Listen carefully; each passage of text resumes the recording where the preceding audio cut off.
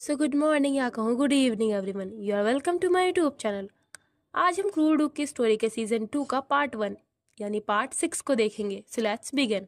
थी से मेंशन की मेड आपस में बात कर रही होती हैं। क्या मिस थी से टहलने के लिए बाहर गई हैं? आजकल अक्सर वो ऐसे सफर पर जा रही हैं। और इधर थी से स्टेट का मौसम भी काफी सुहावना हो रहा है। एक मेड कहती है उनके बाहर जाने के लिए अच्छा मौसम ही इकलौती वजह नहीं है। जब भी वो अकेले बाहर जाती हैं तो वो हमेशा ड्यूक थीसे के साथ में घर लौटती हैं। वो दोनों एक दूसरे के काफी क्लोज आ गए हैं। मुझे वो दिन याद है जब लेडी क्लोए यहाँ पर आई थी। तब उन दोनों का रिलेशनशिप ज्यादा बेहतर नहीं था। ये इतना सरप्राइजिंग नहीं है क्योंकि उस वक्त ड्यूक थीसे और मार्चेलोनेस इजाबेला के बीच लव अफेयर्स के बारे में अफवाहें फैल रही थी। और ये बताने की तो जरूरत है ही नहीं कि लेडी क्लोए के ऊपर इजाबेला को मार डालने का इल्जाम लगाया गया। दूसरी मेड बोलती है मेरे हिसाब से वो ड्यूक के प्यार में पड़ गई हैं जब उन्होंने अपनी पत्नी को सूली पर चढ़ने से बचा लिया था। ये वाकई बहुत रोमांटिक था। ऐसे तो कोई भी ड्यूक के प्यार में पड़ जाता।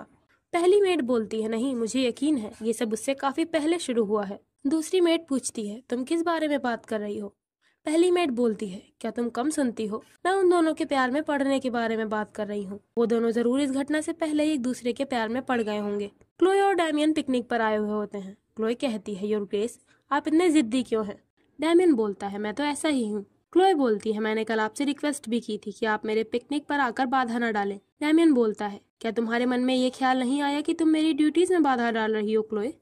क्लोए कहती है नहीं, ऐसा बिल्कुल नहीं है। और मैं इसे कैसे कहूँ? योर ग्रेस, आप इतना जिद क्यों करते हैं? डैमियन बोलता है क्लोए क्या तुम ये सोच रही हो कि मैं सिर्फ वारिस पाना चाहता हूँ और कुछ भी नहीं?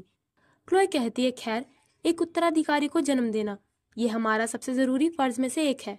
डैमियन कहता है और मैं ये बात साफ कर देना चाहता हूँ कि मैं ऐसे कामों में शामिल होने के लिए चाह नहीं रखता जिनका कोई खास मकसद ना हो। मैं केवल तुम्हारे साथ अच्छा वक्त बिताना चाहता हूँ माई वाइफ। और चाहे हमारा मकसद कुछ भी हो, हमारी कोशिश बेहतर होनी चाहिए, है ना? क्लोए डैमियन के करीब होती है। तभी उसे झाड़ियों में से किसी की आहट सुनाई देती है। वो कहती है मुझे लगता है वहाँ कोई है। डैमियन बोलता है कोई फर्क नहीं पड़ता, उधर ध्यान मत दो क्लोए, जब तुम मेरे साथ में हो और तब भी जब तुम मेरे साथ में नहीं हो। मैं आशा करता हूँ कि तुम्हारा पूरा ध्यान मुझ पर रहेगा। वैसे अगर कोई क्लोए से पूछे कि वो अपने हस्बैंड की कौन सी क्वालिटी को सबसे ज्यादा पसंद करती है तो इसका जवाब देने के लिए वो एक पल के लिए रुक जाती है। उसकी मेड की यही सवाल पूछने पर क्लोए बोलती है शायद ड्यूक की यूनिक प्लानिंग स्किल। वो हमेशा मुझे अपनी जगह के बारे में बता देते हैं और अगर कुछ भी होता है तो वो तुरंत ही मुझे इन्फॉर्म कर देते हैं। मेड बोलती है माई लेडी, सच में आप ये नहीं कह सकती कि यही ड्यूक की सबसे बड़ी ताकत है? क्लोए बोलती है मैं इसके अलावा कुछ और नहीं सोच सकती। वो मन में कहती है अगर तुम्हें ड्यूक की कमियों के बारे में जानना है तो मैं आसानी से उनकी 10 कमियों को कायदे से बता सकती हूँ। मेड पूछती है माई लेडी, जब आप ड्यूक की आंखों में खुद के लिए पैशन देखती हैं तो क्या तब भी आपका दिल नहीं पिघलता?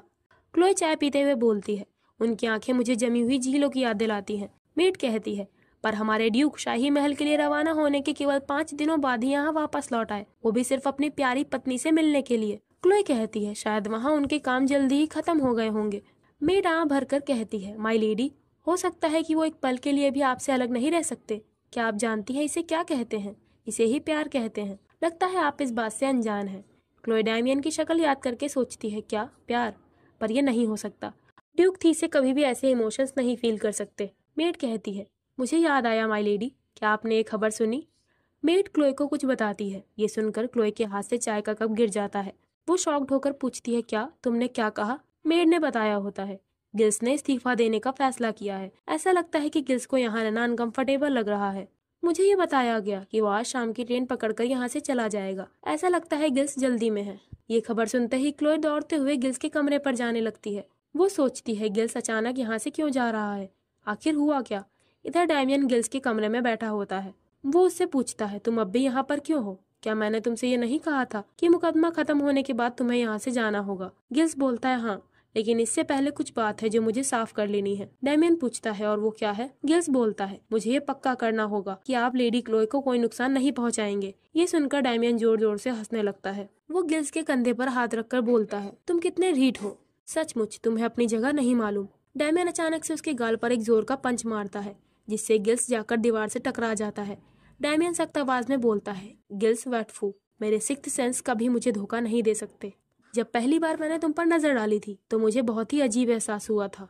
तुम्हारी नजरें, तुम्हारा मैनर और तुम्हारे बोलने का तरीका सब कुछ मुझे परेशान करता था। डैमियन गिल्स की कॉलर पकड़कर उसे उठा लेता है। तभी दरवाजे से आवाज आती है, योर ग्रेस, आप प्लीज उसे छोड़ दीजिए। ये क्लोए होती है। डैमियन गिल से कहता है, क्या तुम यही चाहते हो, डचेस की सहानुभूति, या फिर तुम यहाँ किसी आखिरी खुफिया मुलाकात की उम्मीद कर रहे थे? हाँ। क्लोए डैमियन को रोकती है। डैमियन बोलता है, क्लोए वन थी से तुम मेरे सब्र का इम्तिहान मत लो और चुपचाप यहाँ से दूर हट जाओ। वो गिल्स को पटक देता है। गिल्स बोलता है, तुम लेडी क्लोए से ऐसे बात नहीं कर सकते, वह ऐसी बेइज्जती किसी से भी नहीं बर्दाश्त करती। डैमियन फ्रस्ट्रेटेड होकर बोलता है, तुम्हारी बकबक को देखते हुए लगता है कि तुम्हें अपनी जान की कोई परवाह नहीं। तभी क्लोए गिल्स के सामने आ जाती है और उसका बचाव करने लगती है। वो डैमियन से कहती है, आप प्लीज बस कीजिए, मैं विनती करती हूँ। गिल्स ने मेरी मदद की है, इसने मुझे बचाने के लिए मुकदमे में गवाही दी। गिल्स कभी झूठ नहीं बोलता, लेकिन फिर भी उसने मेरे खातिर भगवान के सामने झूठ बोला। डैमियन बताता है, ये सब झूठ नहीं था, इसने छिपकर हम दोनों की जासूसी की है। क्लोए कहती है, ये तो बस एक झूठी कहानी है जो आपने मिलकर गढ़ी थी। डैमियन कहता है, नहीं क्लोए, क्या तुम्हें हमारे बर्च के जंगलों वाला पिकनिक याद है? अगर तुम्हें उस नौकर की पहचान मालूम चले जो हम पर जासूसी कर रहा था, तो क्या तब भी तुम इसकी तरफदारी करोगी? क्लोए पूछती है, गिल्स, क्या तुम हमारी जासूसी कर रहे थे? गिल्स कांपती हुई आवाज में बोलता है, हाँ, पर मैं केवल। डैमियन बोलता है, मुझे डर है कि तुम अपनी वफादारी के झूठे मुखौटे के पीछे नहीं छिप पाओगे गिल्स। मेरे लिए तुम्हारे इरादे बिल्कुल पारदर्शी हैं। तुम्हारे जैसे लड़के दूसरों को ऊंचा मानने और उनकी पूजा करने के लिए बहुत जुनूनी होते हैं। वो हमेशा ऐसे ही प्यार की तलाश में रहते हैं जो सिर्फ उन्हें दुख पहुंचाए। लेकिन क्या तुम अपनी तड़प के पीछे छिपी गलती को पहचानते हो? तुम ऐसे प्यार की कल्पना कर रहे हो जो कभी पूरा नहीं होगा, क्योंकि क्लोए वन थी से पहले ही मेरी हो चुकी है। वो क्लोए को अपने साथ ले जाने लगता है। उन दोनों के जाने पर गिल्स बोलता है, ये तो हद से ज्यादा कमीना है, बल्कि ये ड्यूक तो खुद शैतान है। महल में आने पर क्लोए डैमियन से कहती है, योर ग्रेस, मैंने एक कसम खाई है कि मैं एक वफादार पत्नी बनूंगी। गिल्स मेरे लिए एक अच्छे दोस्त से ज्यादा कुछ भी नहीं है। हालांकि ये सच है कि उसने जो किया वो गलत था, लेकिन इसके लिए उसे बाहर निकालना ये सही नहीं। डैमियन बोलता है, क्लोए, तुम मेरे सामने किसी और आदमी का नाम मत लो। क्लोए बोलती है, इसके अलावा गिल्स एक बेहतरीन सर्वेंट है, उसी की बदौलत हम इस भयंकर ठंड को सह पाए। क्लोए पूछती है, तो फिर योर ग्रेस, आप मुझे बताइए कि आप मुझसे क्या चाहते हैं? वो डैमियन की ओर देखकर कहती है, आप मुझे अभी अकेला छोड़ दीजिए, इससे पहले कि मैं आपको और ज्यादा गिरा हुआ सोचने लगूं। आप यहाँ से चले जाइए। डैमियन वहाँ से चला जाता है। क्लोए सोचती है, आखिर वो ऐसे क्यों है? उस मेड ने कहा था प्यार, हाँ, आप किसी ऐसे इंसान के सामने ऐसा बर्ताव नहीं करेंगे जिसे आप प्यार करते हैं। क्लोए, तुम भला उनसे क्या आशा कर रही थी? ये ड्यूक डैमियन किसी से भी सच्चा और पवित्र प्यार करने के काबिल नहीं है। रात के समय डैमियन क्लोए के कमरे में आता है। वो उसके बाल को टच करते हुए बोलता है, क्लोए वन थी से, एक डचेस होने के तौर पर तुम्हारी रिस्पेक्ट बनाए रखने के लिए मैंने तुम्हें अकेले छोड़ने का डिसाइड किया था, पर मैं तुमसे नाराज हूँ। मैं तुम्हें सलाह देता हूँ कि अगर तुम जानती हो कि तुम्हारे लिए क्या अच्छा है, तो आगे कभी भी भविष्य में तुम किसी दूसरे आदमी की साइड मत लेना। इसने पूरी तरह से मेरा मूड खराब कर दिया है। चलो अब मैं चलता हूँ। Good night my wife. Chloe blush करने लगती है। वो सोचती है, ये क्या था? अब कुछ दिनों बाद क्लोए डैमियन के रूम में आते हुए कहती है, योर ग्रेस, मुझे ये नहीं पता था कि एक डचेस का फर्ज क्या है, तो क्या इसमें आपके नौकरों के काम भी शामिल है? डैमियन बोलता है, मेरे अटेंडेंट को जुकाम है, और तुम ही सोचो, मैं भला एक बीमार इंसान को अपने पास कैसे आने दूं? अगर मैं भी बीमार हो गया तो क्या होगा? क्लोए बोलती है, अगर आप एक दिन शेव नहीं करेंगे तो इससे आपके बेदाग चेहरे पर कोई बुरा असर नहीं पड़ेगा। डैमियन मुस्कुराकर कहता है, तुम्हारी मुंह से अपनी तारीफ सुने हुए काफी वक्त गुजर गया था। वो उसकी ओर देखकर बोलता है, क्लोए, मुझे भूख लगी है, तुम जल्दी अपना काम शुरू करो। क्लोए का दिमाग खराब हो रहा होता है, पर आखिर में वो डैमियन की बियर्ड शेव करने लगती है। डैमियन बोलता है, तुम इस काम में काफी अच्छी हो क्लोए। क्लोए कहती है, मैंने आपको बोलने से मना किया है। डैमियन बोलता है, वैसे ऐसा कोई काम नहीं जिसमें मेरी पत्नी माहिर ना हो। क्लोए कहती है, जब आप शीशे में खुद को देखेंगे तो आप निराश हो जाएंगे। मैंने सब कुछ गड़बड़ कर दिया है। डैमियन बोलता है, तुम मुझे अच्छी लगती हो जब तुम मैनर में ना हो क्लोए। क्लोए डैमियन के गले पर छुरी रखकर बोलती है, वैसे मुझे मैनर्स में ना होना पसंद नहीं। वो अपने हाथ पोंछते हुए कहती है, आप हमेशा इस बात पर जोर देते हैं कि मैं अपना फर्ज अच्छे से निभाऊं, फिर भी आप कह रहे हैं कि आपको ये पसंद है जब मैं चीजों को गड़बड़ कर देती हूँ। सच में मैं नहीं जान पा रही कि आप क्या चाहते हैं। डैमियन बोलता है, मैं क्या चाहता हूँ? हाँ क्लोए, तुम्हारी असली पहचान को मेरे और सिर्फ मेरे सामने टुकड़े टुकड़े होते देखना। मैं चाहता हूँ कि तुम मेरे काम में हर चीज की परवाह करो और इसमें बेवकूफी भरी गलतियाँ करो। मैं चाहता हूँ कि मैं तुम्हें गले लगा लूँ चाहे जो कुछ हो जाए। क्लोए कहती है, योर ग्रेस, क्या आप परमिशन दे तो मैं आपसे कुछ पूछना चाहती हूँ। डैमियन बोलता है, हाँ पूछो। क्लोए बोलती है, मैं जानना चाहती हूँ, क्या तुम मुझसे प्यार करते हो डैमियन? ये सवाल सुनकर डैमियन सरप्राइज हो जाता है। वो कहता है, क्या तुम ये चाहती हो कि मैं तुम्हारे कानों के पास आकर बोलूं कि मैं तुमसे प्यार करता हूँ? क्लोए बोलती है, अगर आपके दुश्मनी भरे काम मेरी और प्यार की वजह से थे तो मैं आपको माफ करने की कोशिश करूंगी। डैमियन बोलता है, क्या माफी? तो क्लोए, मैं तुम्हें निराश करने के लिए माफी चाहता हूँ, पर मुझे तुम्हारी माफी की कोई जरूरत नहीं है। क्लोए बोलती है, योर ग्रेस, अगर मैं किसी को माफ नहीं कर सकती तो मैं उससे प्यार भी नहीं कर सकती। डैमियन पूछता है, तुम्हारे कहने का क्या मतलब है? क्लोए कहती है, पहले आप मेरे सवाल का जवाब दीजिए। मैं केवल यही कह रही हूँ कि आप मेरे साथ ईमानदार रहें। डैमियन क्लोए के गालों पर हाथ रखकर कहता है, इस पल मैंने तुम्हें पहली बार देखा। मैं तुम्हें पकड़ना चाहता था। अगर तुम्हें अपना बनाने की चाहत को प्यार कहा जा सकता है तो मैं काफी लंबे वक्त से तुम्हारे प्यार में हूँ। मैं हजारों बार कह सकता हूँ, मैं तुमसे प्यार करता हूँ लेडी क्लोए वर्डियर। ये सुनकर क्लोए बोलती है, मुझे लगता है अब सब ठीक है। डैमियन पूछता है, तुम्हारा क्या मतलब है? क्लोए बोलती है, आपका मुझे मैनर के बगैर मेरी असली पहचान देखना, ये सही है। डैमियन बोलता है, ये जानकर मैं एक्साइटेड हूँ। वो सोचता है, मैंने तुम्हें क्लोए वन थीसे में बदलने के लिए जो कुछ भी किया, वो सारे धोखे भरे काम वसंत आने से गायब होते नजर आ रहे हैं। क्लोए सोचती है, जब मुझे ड्यूक के सच्चे इमोशन का एहसास हुआ, जिसकी मुझे ये उम्मीद नहीं थी कि वो प्यार बन जाएगा, मेरा दिल पिघलने लगा। इधर गिल्स वापस जाने के लिए स्टेशन पर होता है। तभी वहाँ पर लॉर्ड वेइस आते हैं। गिल्स उन्हें ग्रीट करता है। वेइस पूछता है, तुम्हारा नाम गिल्स है ना? और तुम कहाँ जा रहे हो? गिल्स बताता है, मैंने नई नौकरी ढूंढने के लिए इस घर को छोड़ने का फैसला किया है। यहाँ कुछ बदकिस्मती भरी घटनाएं भी हुई हैं। लॉर्ड वेइस बोलता है, काफी दुख की बात है। फिर भी ये मानते हुए कि ड्यूक थीसे पर तुमने एक बड़ा एहसान किया है, उन्होंने जरूर तुम्हें कोई सिफारिश लेटर देकर विदा किया होगा, है ना? मुझे इस बात पर यकीन है कि वो तुम्हारी ओर बहुत आभारी होंगे। गिल्स बोलता है, क्या सच में आप ऐसा सोचते हैं? वेइस बोलता है, हाँ बेशक, आखिर वो अपनी डचेस से बड़े लंबे समय से प्यार करते आ रहे हैं और उन्होंने अपनी डचेस की जान बचाने के लिए बड़ी भूमिका निभाई है। वैसे मुझे ये नहीं पता कि ड्यूक डचेस से बहुत लंबे वक्त से प्यार करते आ रहे थे। गिल्स बोलता है, लेकिन उन दोनों की शादी काफी जल्दबाजी में हुई, तो फिर ये कैसे? वेइस बोलता है, तुम चिंता ना करो बच्चे, ड्यूक उन लोगों में से नहीं जो शादी जैसे सीरियस मुद्दे को स्पीड से आगे बढ़ाएं। उन्होंने इस शादी को प्लान करने में पूरे 2 साल लगाए हैं। वैसे मुझे याद आया, गिल्स, अगर तुम्हें ड्यूक थीसे से कोई सिफारिश लेटर नहीं मिला है तो तुम किसी मठ में काम करने के बारे में क्या सोचते हो? मुझे आशा है कि इससे कम से कम तुम्हें अपनी परेशानियों से तो राहत मिलेगी। गिल्स सोचता है, शायद इस आदमी से मेरे शक का हल मिल जाएगा। वो बोलता है, इस प्रपोजल के लिए आपका शुक्रिया। पर लॉर्ड वेइस बोलता है, क्या कुछ परेशानी है? गिल्स बताता है, ये समझना काफी मुश्किल लगता है कि आखिर ड्यूक थीसे ने लेडी क्लोए को इस कत्ल के इल्जाम में क्यों फंसाया और उन्हें इतने दुख क्यों झेलना पड़ा। तो इसीलिए मैं ड्यूक से रिलेटेड किसी भी जगह पर काम करने से बचना चाहता हूँ। लॉर्ड वेइस हिचकिचाकर पूछता है, तुम्हें इस बारे में कैसे पता चला? गिल सोचता है, यानी मेरा शक सही था। वो बोलता है, ये तो सिर्फ मेरा शक था, लेकिन अभी अभी तुमने इसे साफ कर दिया कि यह हकीकत है। वो सोचता है, आखिर ये ड्यूक लेडी क्लोए के साथ क्या करना चाहता है? तो यहाँ हमें पता चलता है कि गिल्स को भी इस बात के बारे में पता चल जाता है कि ये सब क्लोए को अपने जाल में फंसाने के लिए ड्यूक थीसे की एक साजिश थी। गिल्स बोलता है, क्या आप अब भी मुझे काम देने को तैयार है लॉर्ड? लॉर्ड वेइस सोचता है, मैं इसके जाल में फंस गया, लेकिन अगर ड्यूक को इस बारे में पता चल गया तो जरूर मुसीबत खड़ी हो जाएगी। ये देखते हुए कि ये लड़का इजाबेला के कत्ल के बारे में सच्चाई जानता है, तो समझदारी इसी में होगी कि मैं उसे ऐसी जगह पर ना ले जाऊं जहां मैं इस पर नजर न रख सकूं।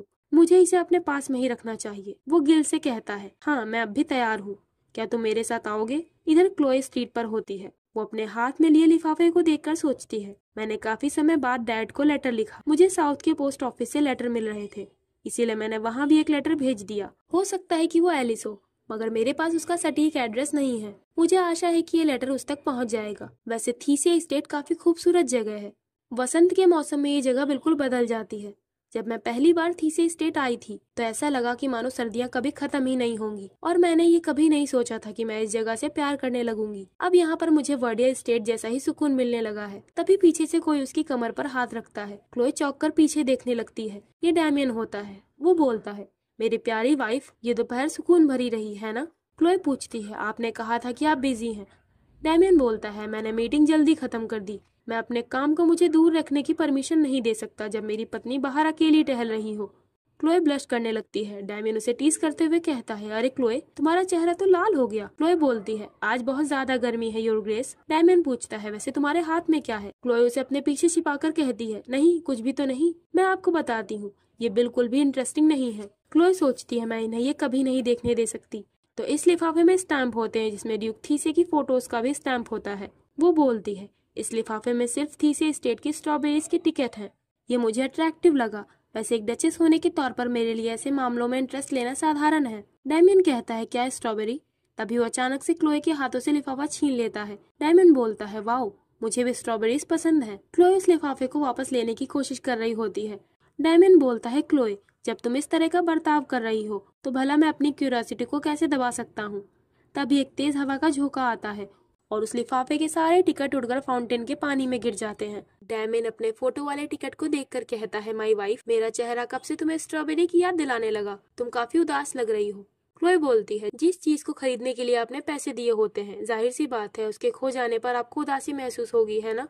वो सोचती है, यह आखिरी बचा सेट था। डैमियन बोलता है, क्या मैं तुम्हारे लिए इसे लेकर आऊं? क्लोए बोलती है, अब बहुत देर हो चुकी है, आप इसे भूल जाइए। क्लोए के मना करने के बाद भी डैमियन उस टिकट को लेने के लिए पानी में उतर जाता है। क्लोए बोलती है, योर ग्रेस, आप ये क्या कर रहे हैं? आप पानी से बाहर आइए, आपको ये सब करने की कोई जरूरत नहीं है। डैमियन बोलता है, ये मुझे मिल गया। मुझे रोज देखने के बावजूद मेरी पत्नी ने मेरी फोटो वाला टिकट खरीदा, तो इसके बदले में मैं उसके लिए कम से कम इतना तो कर ही सकता हूँ, है ना। क्लोए बोलती है, आप पूरी तरह से भीग गए हैं। डैमियन उसके कानों के पास आकर बोलता है, क्यों ना हम कहीं चलते हैं। अब वो दोनों एक कैफे में आ जाते हैं। क्लोए का मूड ज्यादा ठीक नहीं लग रहा होता। वो बोलती है, मुझे ये आशा नहीं थी कि आपका होटल का आइडिया एक कैफे बन जाएगा। डैमियन बोलता है, क्यों माई लेडी, क्या तुम किसी और चीज की आशा कर रही थी? क्लोए बोलती है, नहीं, बिल्कुल भी नहीं।